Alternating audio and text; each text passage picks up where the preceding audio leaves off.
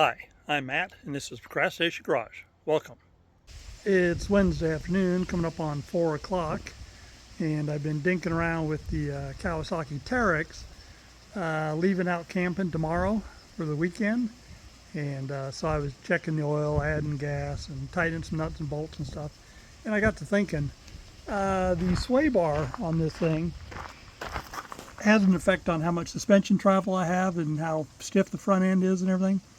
And so I was thinking a lot of people remove them. So I thought, how about we go ahead and disconnect it, or at least attempt to, for this weekend. So originally I was going to disconnect here at the top, and I got a wrench on it and it's too tight. So I got to looking, and I could do the front right there, that bolt on both sides. And then in theory, I can just rotate it up and out of the way, maybe zip tie it in place so I don't have to completely remove it. To completely remove it, you can see right above the winch, those two bolts, and then two over on the other side, so it'd be four. So even removing it wouldn't be that big a deal, but let's not get that far ahead of ourselves. So a little surprise, didn't tell you guys about, actually didn't even think about it. I went ahead and ordered a new suspension for this thing. The sun is just killing me here. It is a set of Hester Edition Elka shocks, and they're spendy, about $1,700 for all four corners. Supposed to add 2 inches of lift, but the big thing is it's supposed to make the thing ride like a Cadillac. All right, maybe not like a Cadillac, but it's supposed to ride so much better. You know, and if you remember from the beginning, this is my budget build. You know, I paid like $12,500 out the door for the brand new Teryx. It was a leftover model. And so everything I've done to it, I've tried to keep the costs really low. Sometimes it worked, sometimes it didn't. Like the glass windshield that's in it now, I start out with a little like 1/4 to 1/3 plastic windshield, but once I started driving on the road, that wasn't enough, so I had to go to a glass one. So you could say I wasted my money on the plastic one, but it got me by for a couple of years before I bought the glass one. You can see my plywood roof. You should have already seen a video on that. It's still under construction, but that's because I didn't want to spend $400 or $500 on a plastic one from Kawasaki, or the same for a metal one from somewhere else. So I had the piece of plywood on hand, so other than about, I don't know, probably $10 in nuts and bolts, I've got no money in that. Anyway, so getting back to it, air compressor, I just charged it up. So let me see if I can go ahead and break those loose. Can you see? Air tools, zip that thing right off of there. So push that out the back, and then in theory, we should be able to rotate the thing up and out, just like that. Maybe move that down. Get a couple zip ties around it, and I think we'll be fine, at least for the weekend. What do you think of that? I've got it tipped up as far as it'll go, a zip tie holding it, and then I put another zip tie around the little link there. So I'm pretty excited to try it. So the other thing I've been doing is I've got these tires aired down to, I don't know, between 5 and 6 PSI. As an off-road guy, I've known that you always air down tires for better traction, spread your footprint.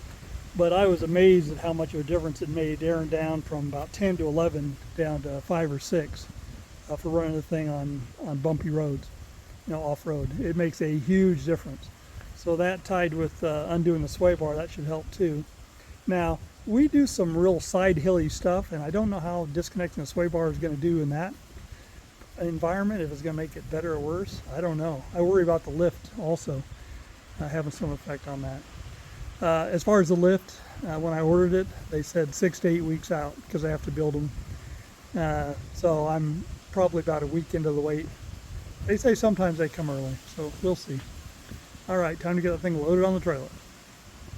Hi, just taking a second to check in. Do me a favor, hit the like button or the dislike button, leave me a comment, subscribe, and tell all your friends. Thank you. It's Thursday morning, just after 6:30 a.m. And what are we working on today? Well, we're getting ready to go camping, and I figured before we go, I was going to see about changing out this broken window because I think I have a replacement. Let's go check it out. Does that look like a suitable replacement? Well, if the dimensions are correct, it is. And then I bought some of this butyl seal tape to seal it in there. So a friend of mine, Jim, he works in the RV repair business, has for many, many years, trying to retire, haha. Anyway, he's the one that got me this window for free, so I appreciate that. So let's go see if it fits. There's the old.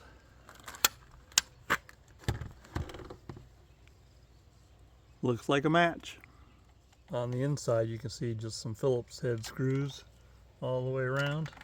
So I'll go ahead and loosen those and we'll get this old window out.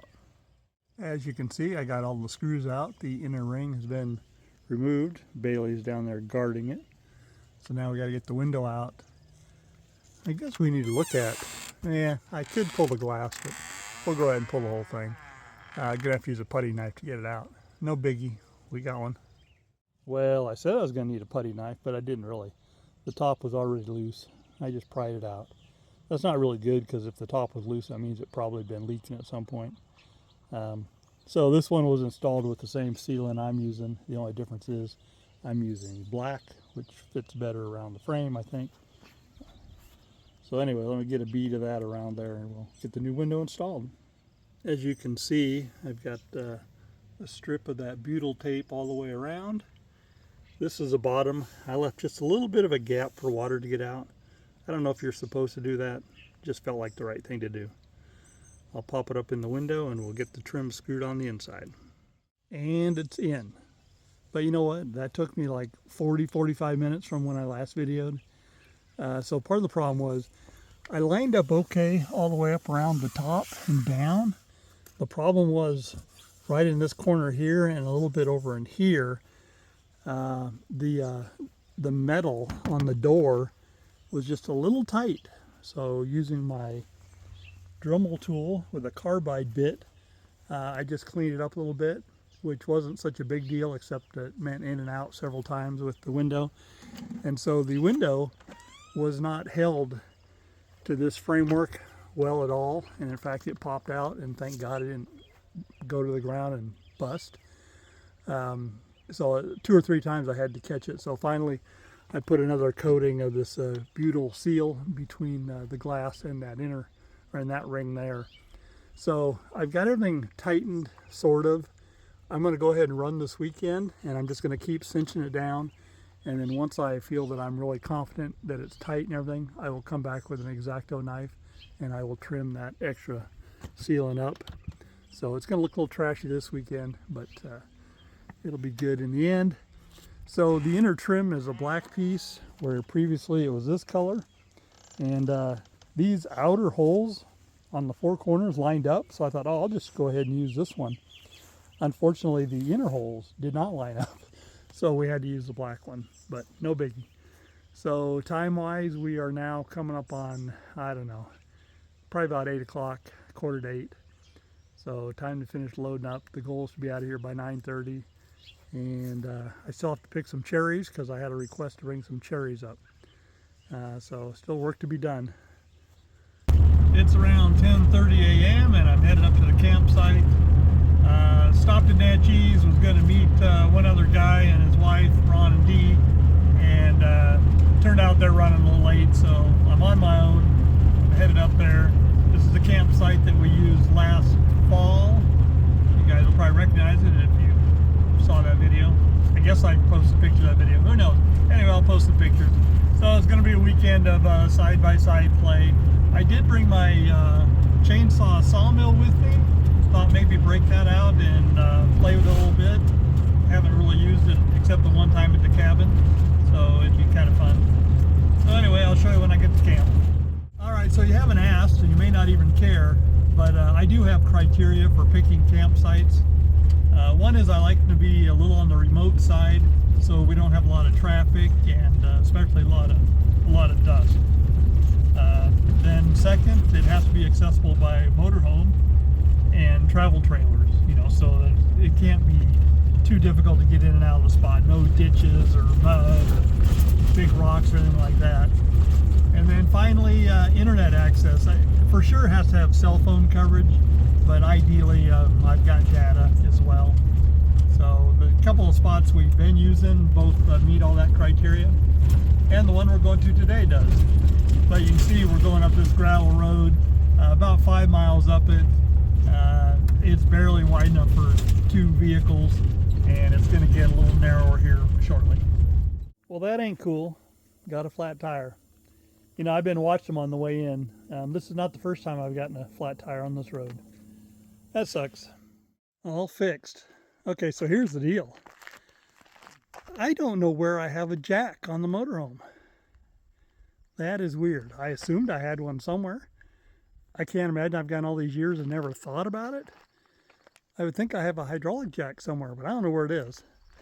Luckily, I carry a high lift jack with the side-by-side, so I use that jacking up right there, and so no problem.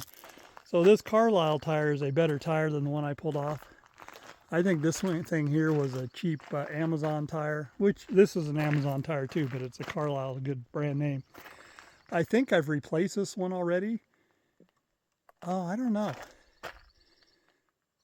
I had bought 2 new tires for the thing, 3 new tires for the thing. Funny story, the tires, the wheels are 15-inch, but the spare was a 14. So I had to order a special size for the spare. I don't know. Let's hope we make it to the campsite. This tire is not completely trashed. I didn't puncture a sidewall or anything like that. It's in the tread, so I might be able to patch it. I don't think I have a plug kit with me. Somebody might, but that's an option. As I'm driving up to our spot, I keep seeing these paper plates that say Tucker, or this one just says Tuck. I'm ripping them down because they were here the other day when Ryan and I came up to check the spot, and there's nobody camped up here. So far, I pulled 3 of them down. So I don't mind people putting up paper plates so their friends can find them. But you know what? When you leave, you need to take them down. Last year when we used this spot for the first time, we put up driftaway paper plates. But I took every one of them down on the way out. So I think that might have been the last one. And we never did figure out where they were even camped. Because, like I said, we ran out of signs. First one here. Of course, I knew I was first one here because my friends weren't coming. But I thought maybe they'd catch me when I was changing the tire. They did not. Anyway, so I'm leveled. Am I level? I'm leveled side to side. Nose is down a little bit. Won't be a problem. Some people say, you know, oh, you got to be perfectly level or your refrigerator doesn't work right or will go bad or something. That's not true. Only once have I parked the thing to where my refrigerator didn't work like it was supposed to. Actually, that wasn't even this. It was my pickup camper. Refrigerator worked just fine. Nose down, just a touch, doesn't matter. I was mainly trying to concern left to right because my head is right at that window back there at the back. And I'd kind of like to, you know, my head to be uphill just a little bit. So we're good. So this is our site. Got room for somebody back in there. I figure my friends Ron and Dee, I think they'll probably pull in right over here. So see this little structure here? That's new since last year. Now when my daughter and I came up here the other day, checked the spot, yeah, that was there. But that was not there before. And then there's lots of room out there. And the road is over there a little bit and it's dusty. So if we get traffic, the dust may waft back here. Won't be a real problem though, because this road pretty much dead ends just beyond us. I don't suppose a lot of people will come up here. All right, I'm gonna go ahead and get camp set up and wait for my friends.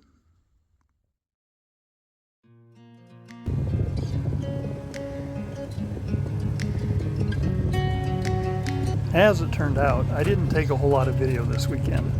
I don't have a good excuse. I guess I was just being lazy.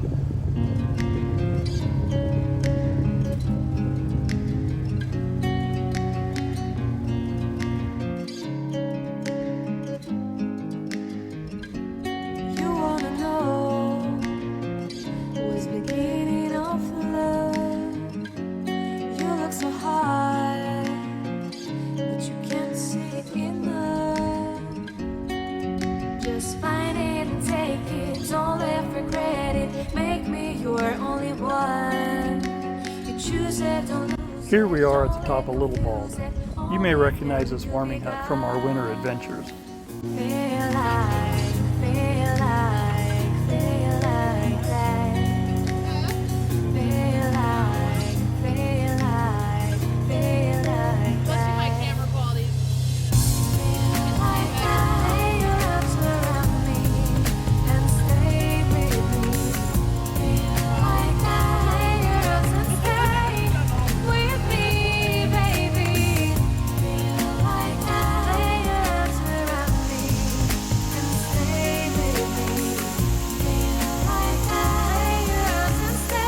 We made 2 trips to Devil's Falls, once on Friday with one group of people and once again on Saturday with a different group.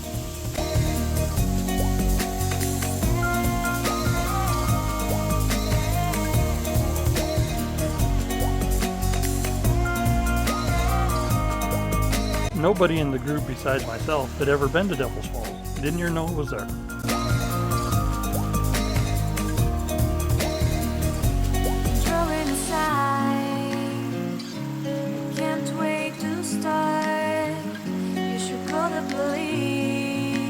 It's a pretty place, fairly secluded, and you have to hike in about a quarter mile to get there. Love me and hate me, true me and false me, make me your shining star.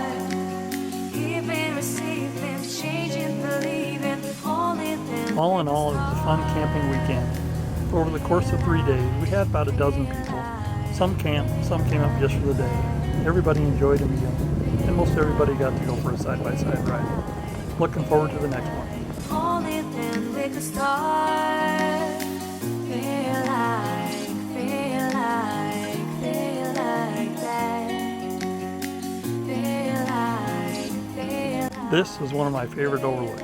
You look at the backside of Scab Mountain, and you can see Bumping Lake off in the distance.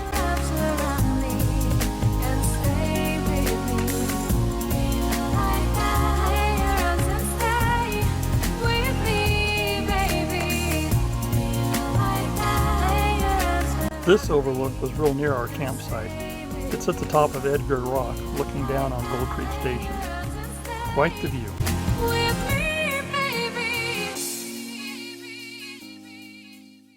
It's Monday morning, around 6:30 a.m. Yeah, I got back from camping yesterday. Didn't wrap that video up like I was supposed to. Not sure. Got back home around 3, 4 in the afternoon. I'll voice over. I'm sure the video has voiceover by now and you have seen it, so I won't really talk more about it. So what are we working on today? No, not that truck. How about that truck down there? So the white truck, tow beast, needs an oil change. My daughter and I are headed to Montana tomorrow, and you'll learn more about that as we get closer to it. So let me do it. Got the truck moved over here on the gravel, so if it leaks out here on the gravel instead of on my shop floor. Is that environmentally friendly? Yeah, I'd rather have it leak in the gravel environment than the concrete environment. Ha ha ha. So anyway, the oil's draining right now. I don't know if you can see my pan is just about overflowing. So what do we got for oil? We've got nothing but the best synthetic 5W40 Motorcraft, recommended by Ford, and an FL2124 filter. As expensive as these diesel engines are, I think using factory lubricants is not a bad idea, so it's worth paying a little extra for them. So it holds 13 quarts of oil, and that's 15 quarts that I bought, so I'll have a little bit left over. So let me go ahead. I need to crawl underneath and get the filter off, filter swapped, and pump her full of oil. I put the oil drain plug back. I've changed out the filter, pulled the old one off, filled up the new one with fresh oil. Checked to make sure the little oil filter seal didn't get stuck to the engine, which on this truck, this is the only vehicle I've ever owned that happens. It did not happen today. So I got that all swapped out. So I'm ready to add oil to it, but one more thing we want to do down underneath. While I'm not changing the fuel filters on this oil change, and the main reason for that is because I have a project under the hood that's going to require me to remove an oil filter here coming up, and so I'll do it then. But anyway, this is a water separator here, and we'll go ahead and open that up and check the fuel, make sure there's no water in it. I've never found any water in it. I don't suspect there will be any, but it's worth checking. To give you a close-up, that little yellow knob there, you turn that, and then fuel comes out of that little spigot-looking thing. So I'll go ahead and get some fuel out, and I'll show you what it looks like. There's the fuel we pulled off, and if you look in the bottom, you don't see, there's no signs of water down there. That's a good thing. Also, they say you're supposed to check for metal shavings. That would mean your CP4 fuel pump is going out. I guess these trucks are notorious for that. And when they go out, it actually can be like a $10,000 repair bill. You're $2,000 for the pump, but if the pump goes out and it kind of explodes, it sends little metal shavings all through your fuel system. And a bunch of pieces have to be replaced, other pieces have to be cleaned. So I think what I'm going to do is I'm going to add a disaster kit to this, which is a filter system. So if the pump goes out, it actually filters out the metal shavings. Yeah, you still got to pay for a new pump, but at least you won't destroy the rest of the fuel system. That's like a $400 kit, which I don't have to spend right now, so it's on hold. Anyway, fresh oil is put in, 13 quarts. I even filled my windshield washer squirter bottle, looked at antifreeze levels, they're good. So I think we're ready for a road trip tomorrow. Well, except we need new windshield wiper blades. I will go out and buy some of those today. So that's it. Moving on to something else. Oh, before I fire this up, I need to cycle the fuel pump a few times because of the fuel I pulled off. Won't be too bad. Usually they say cycle at 6 when you're changing fuel filters. Since I didn't change the filters, I'll probably cycle it 2 times and it should fire right up. Especially because there's still fuel up right at the engine. So that's it. Moving on. Since I was out here all motivated and stuff, I decided to just go ahead and change the oil in the Toyota Venza too. So it takes 0W20, I think 6 quarts. There's 5. Another partial over there. And then I always use the original Toyota filter. I don't remember what number it is. And the reason I do that, it ends YZZA1. The reason is I've not found a good aftermarket solution for it. I'm pretty picky about my filters. So manufacturer filter is good. Anyway, there she is. Oil is out. Filter's been changed. Getting ready to dump the new oil in. Then she's done. So I'm flying without a net here. No tripod. I'm actually down in Santa Barbara wrapping up this video. So this video content is from June and we are just coming into September. So yeah, just a little bit behind. Anyway, thanks for hanging around till the end. Remember, my name is Matt. This is Procrastination Garage and we'll see you soon.